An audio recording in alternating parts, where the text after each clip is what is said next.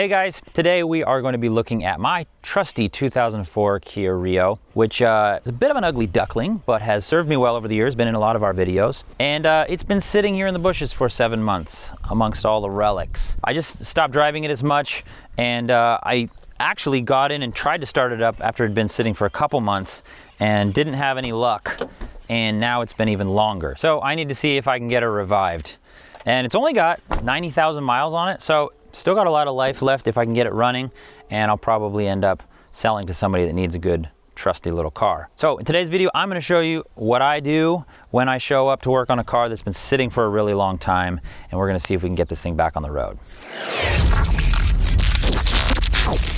First of all, what I don't do with a car that's been sitting a long time is just sit down and try to start it up. You've got issues like bad gas in the tank, really weak battery, if not totally dead, and you don't know the condition of the air filter or what's in it. So because of this, there's 3 things that I always bring when I show up to a car that's been sitting for a really long time. That's a fresh jug of gas, a freshly charged battery, doesn't even need to be the battery from this car, and a fresh air filter. Now, there's a lot of other things that can go wrong in a car that's been sitting a really long time, but these are sort of the 3 basic that I always start with so that nothing else gets damaged on the car.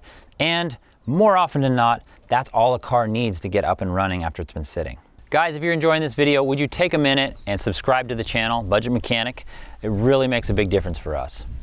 So I always start with gas, because when gas sits in a gas tank for a really long time, it actually starts breaking down and going bad. This is especially true if it's not ethanol free. Ethanol is what kind of breaks down. And so the gas in here is only 7 months old, so it's not as bad as like that video we did with the Mercedes that have been sitting for decades. Remember the one where my crazy German friend showed me how to pump it out of the tank? So I'm not gonna remove it from the tank, but I am gonna put a whole bunch of fresh gas in, and I'm essentially gonna dilute the bad gas with good fresh gas. I think there's a spider crawling on my leg. So now I know that there's at least some good gas in that tank for the engine to burn, and I'm not gonna totally clog up my fuel system with corn syrup from the ethanol. All right, before I put this battery in, I'm just gonna test the old one and see where we're at. All right, it's reading 11.8, which is not the worst that I've ever seen a battery that's been sitting. But regardless, I am gonna pull it out, and I'm gonna charge it with a charger, and I'm gonna use another battery to actually start the car. And the reason is, this battery is only a year old, so if I can save it, I want to.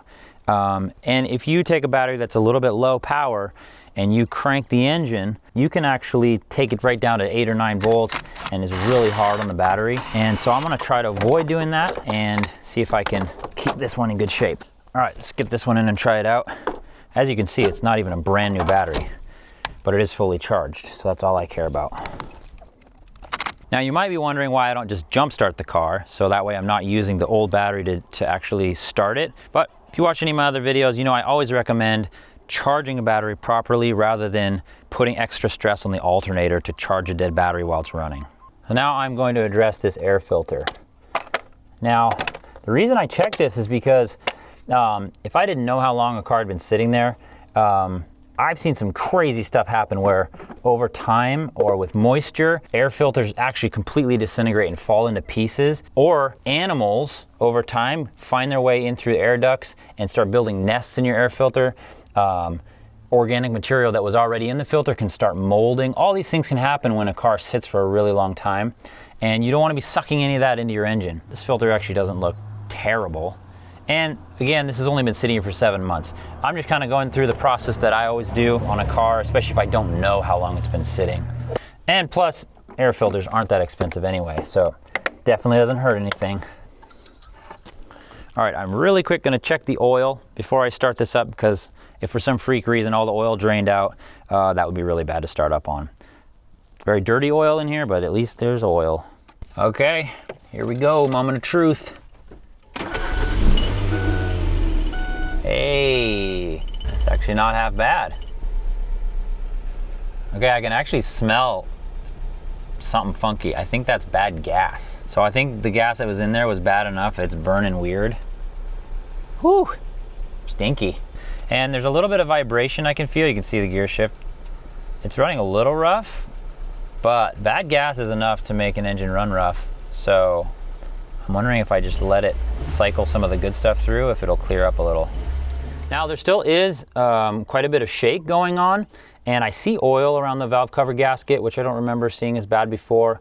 And so I'm actually gonna pull a spark plug or two, check them out and see, make sure they're not fouled by oil or anything like that. Because again, spark plugs are another thing that do suffer when a car sits for a really long time. Yeah, sure enough, oil is getting down on top of this plug and running down the threads. Lots of oil there, and you can tell it's being burned at the tip of the spark plug. And because the car's been sitting a long time, that means even more oil has been able to get down to the end of the spark plug, so they're not firing as cleanly as they should be.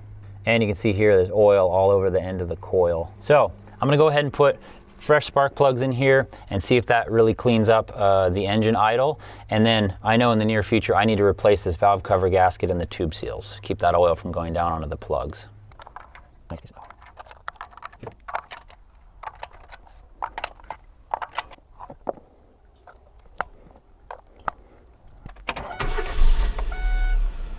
Ooh, that's music to my ears. I love an easy fix. It's running great now. So, I mean, like I said, I'm gonna go and replace that valve cover gasket so that more oil doesn't get back down on top of the spark plugs. But other than that, I fixed everything I need to drive this thing out of the bushes. And I'm gonna go straight to the gas station and top off with fresh gas.